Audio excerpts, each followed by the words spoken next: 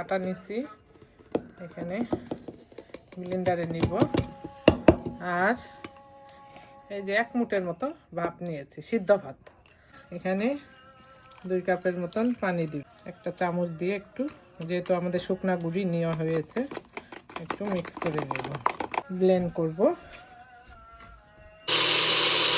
করতে হবে আপনাদের আগে থেকে প্রিহিট করে নিতে হবে, খুব বেশি গরম না হলে পিঠা উঠবে না।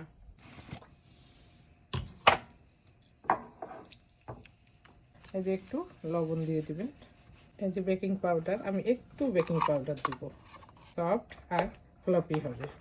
যে একটু তেল ব্রাশ করে নেব। আমাদের কড়াইটা পর্যাপ্ত পরিমাণে গরম হয়ে গিয়েছে।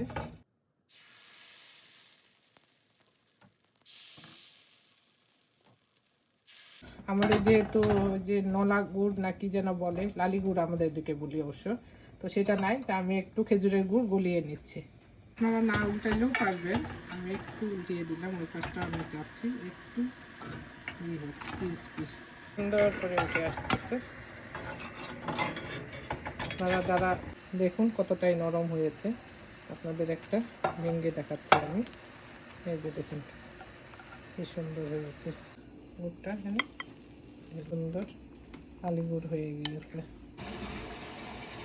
স্পাইসি লাভারদের জন্য আমি কাঁচামরিচ দিয়েছি, বেটেও দিতে পারেন, তো আমি বেটে দিচ্ছি না। ধনিয়ার পাতাও এখানে দিচ্ছি। তো এটা